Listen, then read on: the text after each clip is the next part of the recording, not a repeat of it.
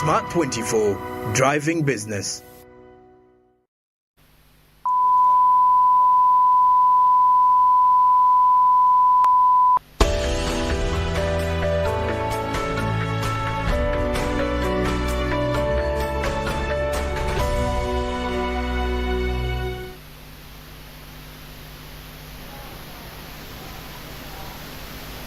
Welcome back to our discussion on the point, and we're analyzing the investment policy for economic growth.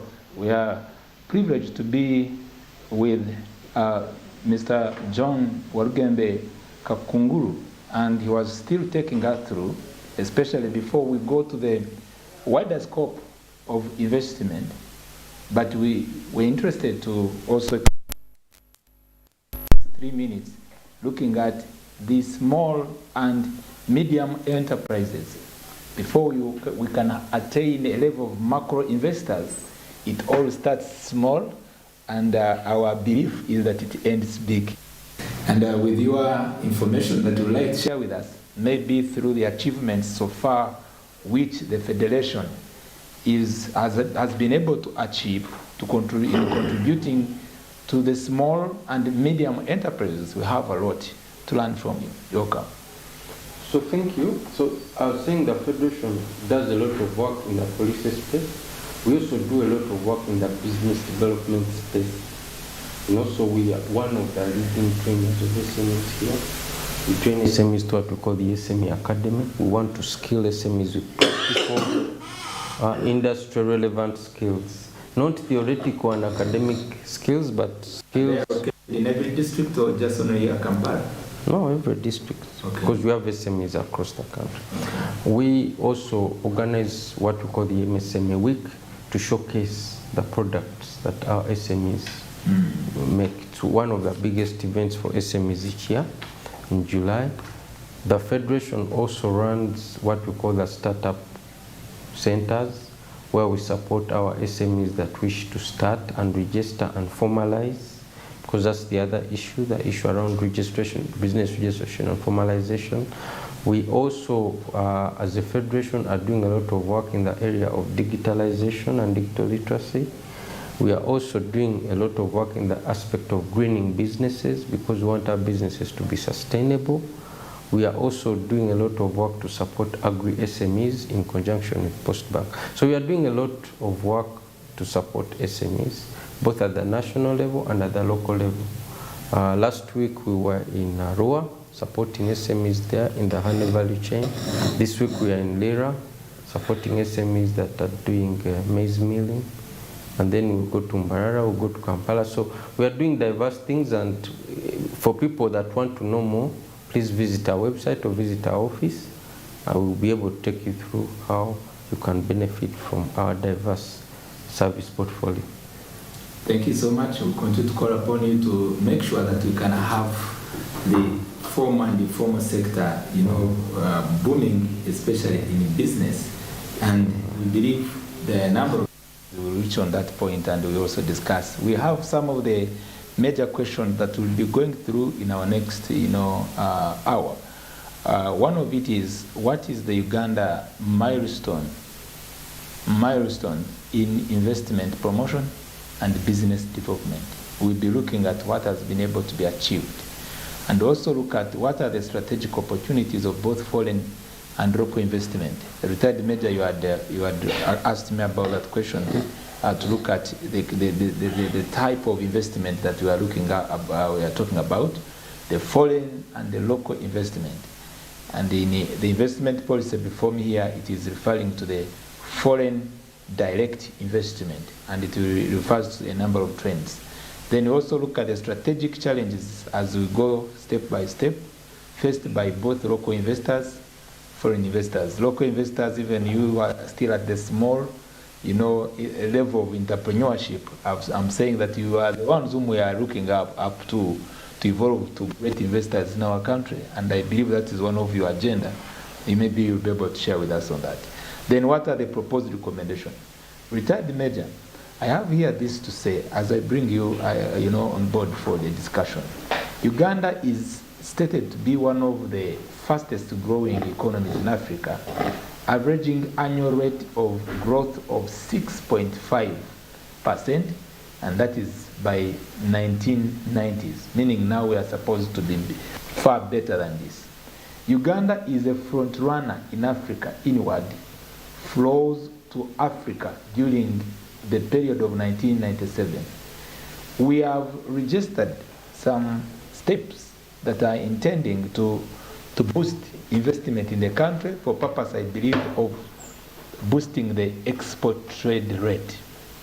And the areas of investment which the country has always tried to emphasize on is to ensure that the investment and production capacity is high, be it in agriculture, be it in health, and be it in infrastructure.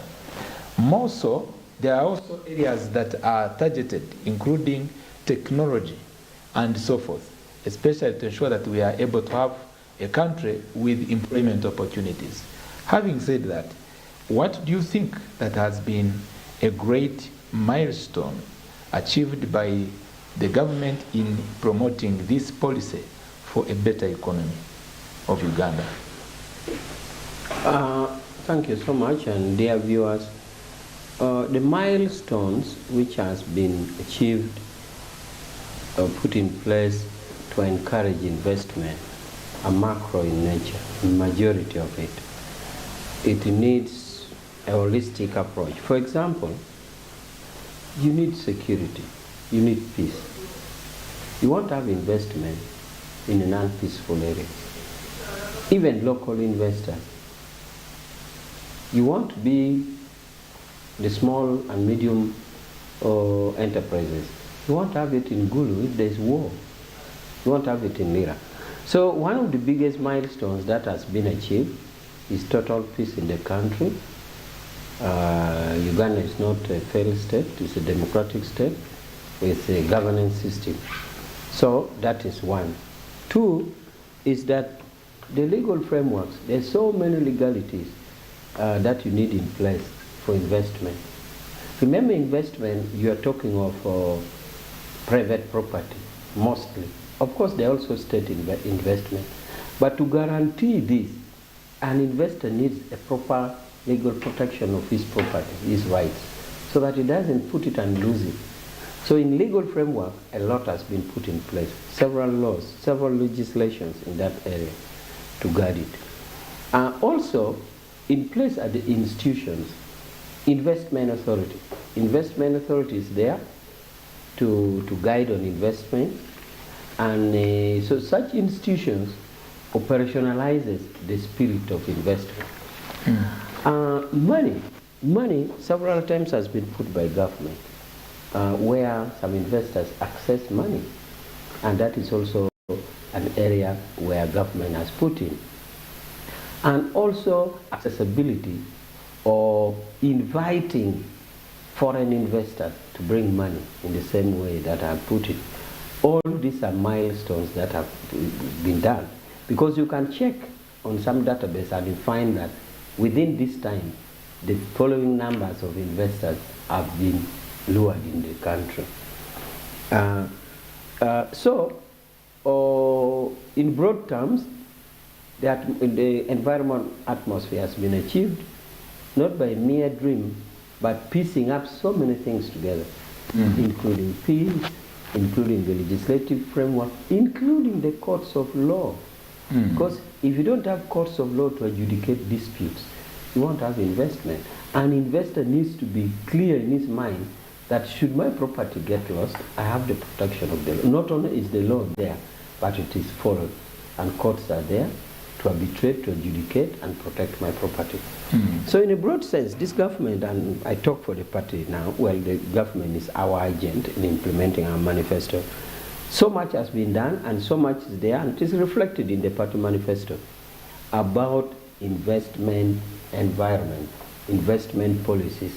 So I may not have enumerated all, but I am just saying in broad terms, to have the current investment that we have, investment atmosphere, and more to come in future, there are broad policy matters that have been done, and that has made it to be here. Challenges keep on coming, but all those challenges need to be addressed and will be addressed. So what is it? Thank you. Before I come back to Mr. John, there have been a concern in the public domain that in regard to foreign investment, the favor in terms of reference for those who are upcoming as investors, those who are either foreign investors, and some few other local investors, they tend to get benefits that are not the same, especially those who are foreign investors. You are given land, and the government gives you land. They give you 10 years without paying tax. But those who are trying to come up here as investors, either in the education sector, providing services like education, like LSS services, they put on you tax, you pay. Recently, it is known that there are some of the schools after the COVID-19, which are private schools that are doing a duty which is entirely could have been for government, for social service provision, education. But the tax on them, the payment of all those schools, too high. Do you think there is equal treatment? Is there an environment favorable to all investors, whether local and foreign? Is it the same? The question is yours, because it's a concern. And the Ugandans are believing you are favoring more foreign investors. That concern has been there. A lot of promotional activities are done to promote our local investors. We definitely would think the first thing to do is have indigenous. You can't do it without, you can't do things at the expense of your indigenous. But of course, that cry keeps coming up. And I think the decision to give conducive atmosphere to the foreign investors is seen as the direct opposite to our indigenous. And I think this decision was painfully taken because the global capital is being competed for. There are 193 countries in the world. And so all these 193, there are very few who have the capital. Maybe you're talking of the G10 or G20. Put it at G20. Out of G20, you have the G7, G8, and then the G20. Out of the countries, out of the G20, the rest are competing for capital. And that's why you take that painful decisions. And the painful decisions, let me tell you, doctor, there are some painful decisions which are taken. In the long run, it pays. Did you know that during, at the peak of the war with, Russia-Ukraine war, when oil prices went up, did you know that there was a lot of agitation for government to subsidize, to intervene in the reduction of oil prices?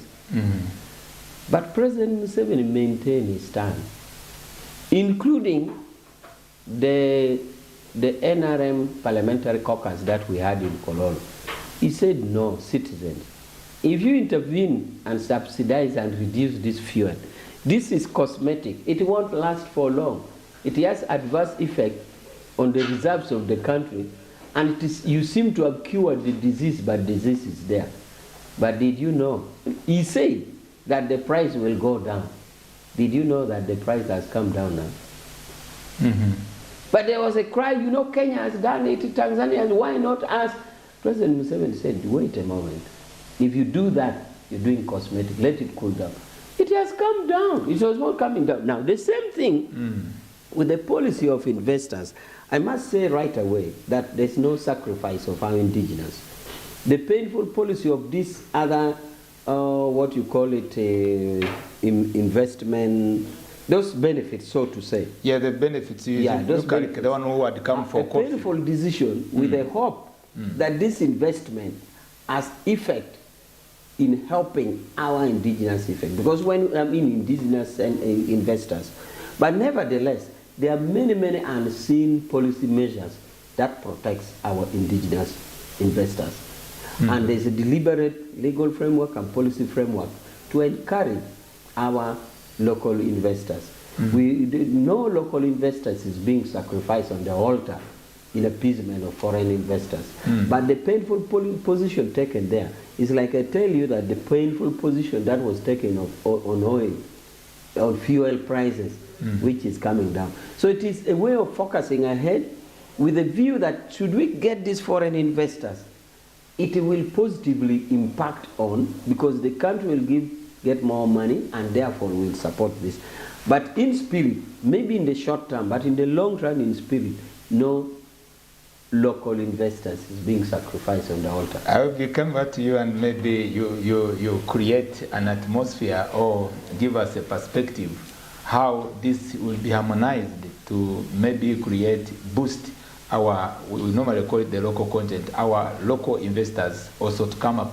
Since there is a belief that for the foreign investors, when they get profits, they repatriate, they do profit repatriation. Yet our own, if they were given the same offers, the money can remain here. I'd like to come back to you, Mr. Kakunguru. There is an outcry. I'm not creating it on this table. Among the populace, especially looking at the very groups you are leading, the small and the medium enterprises. To have investors who are referred as investors coming from the foreign background, and they come into the country, they are referred as investors. And they begin to compete with your members in the small scale and medium entrepreneurship ventures, in activities like supermarket. And you find a supermarket which can, in the regulating of who the foreign investor is, the government seems not to be helping your members. Are you feeling comfortable with that environment where the foreign investors are supposed to come and deal with the hard areas of investment, and they come and compete with your members who are able to invest their capital in those small entrepreneurship ventures? Okay, I'll start by saying that as a country, Uganda has tried to position itself as a good investment destination. And why is that so? Why is government has tried to have what they call a predictable macroeconomic environment by keeping inflation under check. It has been single digit for long, unfortunately. It is now 10%, it's double. But that's a global phenomenon. It's not unique to Uganda only. Economic growth has also been on the up. Of course, during the recent times, it has kind of stabilized a bit. But overall, Uganda has been a good performing economy over time. Government has also tried to keep what they call a liberal economy, so people can bring in money and take it out. You see, you can't tell people bring in but don't take out. You see, if you are telling bring in, you know China does it. First listen, if you're saying bring in, you must allow them to take out. The issue is the how and so on, and I think that is where, and I'll address that later. Yes. Then the issue also is that Uganda has also been centrally located within the Great Lakes region, which gives people access to various markets. Uganda is also blessed with a good natural resource base. We are talking about oil and gas, we are talking about different minerals. So all these combined create an attractive value proposition for investors. So government has really bent backwards to attract these investors for the very reasons that retired Major mentioned. We are competing for capital. We are like competing for, it's like a beauty pageant. So we have to appear our best as a country in order to attract investors. Now, I don't want also to push this false narrative that it's either foreign investors or domestic investors. You see, there are areas where foreign investors are best placed. They bring in technology, they bring in know-how, and so on. They bring in expertise. See, there are areas where locals are best placed. So you have to create what they call backward and forward linkages, where foreign investors take over some areas, but work in conjunction with local investors, so to say. And I would say government is trying. Initially, the focus was very much on attracting foreign direct investment. But increasingly, if you see the narrative, government is talking about promoting domestic investors. UIA this year has prioritized supporting domestic investors. Now, coming to the issue that you mentioned, you see countries, as you attract investors, in a liberalized economy, government has to play the role of an umpire or a regulator. You cannot expect a capitalist who is looking for money to regulate himself. What he's looking for is the highest possible amount of profits in whichever way. So what we have here is that our trade order needs to be further strengthened. For instance, in India, as a foreigner, you cannot open a retail shop. That's the concern now. That's the major concern in this. That doesn't mean that India does not attract investors, but first scrutinize say, you are an investor, yes. You invest, instead of investing in groundnuts, invest in the pharmaceutical industries. Your skill level, we cannot classify you as an investor. You go back, work with your colleagues and come and invest in high value kind of industry. So I don't think the approach of attracting investors as a whole is a problem. I think what we need to do is to better regulate where and how investors operate. So there are certain sectors that should be ring-fenced for locals. Issues like retail trade, issues like simple smallholder agriculture. If you're an investor and want to come into agriculture, then you come in as a commercial, a large-scale commercial. So as a federation, have you raised up your voice high to ensure there is protection of our, I call them struggling entrepreneurs who are coming from the small to medium, but yet the environment that favors them in that kind of regulation to know the foreign investors who come, they don't go to the area which they are already able to cover. Have you raised up the voice? The other point I need to mention before I respond to your question is the issue of incentives. You know, when this started, government incentives were very discretionary. So you would come, if someone likes this, for you now you have 100 acres and so on. This has changed. Most of the incentives have been put within the Investment Act, so anyone can access. If you look at tax relief, for instance, if they say if you are importing an agro-processing machinery, you are not supposed to pay import duty. You are entitled to that. Now, the challenge with most of our local investors, including our SMEs, is not knowing the law and not having the money to pay the experts to explain to them that, no, this, you're entitled to this kind of relief, you see. But there are some instances of favoritism that still remain. You know, sometimes you hear these investors received 1 square mile of land and you wonder what kind of process did this person go through. But I would say overall, I don't want to, as a federation, we don't want to be populist. See, these investors are not a problem. These investors, they are advocates of their own. Yes, we are, but you see, we should also be balanced. We don't want to be populist because these investors are contributing to this economy. If an Indian comes and sets up a factory, whether in the right sector or the wrong sector, who are the employees? Does he come with all the employees? No. Where does he pay electricity? Where does he pay the taxes? So we should also be a bit holistic as we push for these kinds of things. Yes, there's need for better regulation to ring-fence particular sectors, yes, but we must agree at the very minimum that these investors are contributing to the growth of this economy. And if there's abuse of the system, then as a federation, those are areas in which you take interest, and we've been working very closely with the Ministry of Trade and the Investment Authority to resolve them. Thank you. We are going for the commercial break. I will be coming back and I will be welcoming again on board retired Major Wikpora to show the possibility of Uganda for exhausting the economic opportunities for investment with us. He has talked about security, but would like to see how best we can realize the opportunities with us in favor of local investors and foreign investors. But I will be bending very much on the local investors. Thank you. Let's go for that will be our next area of discussion.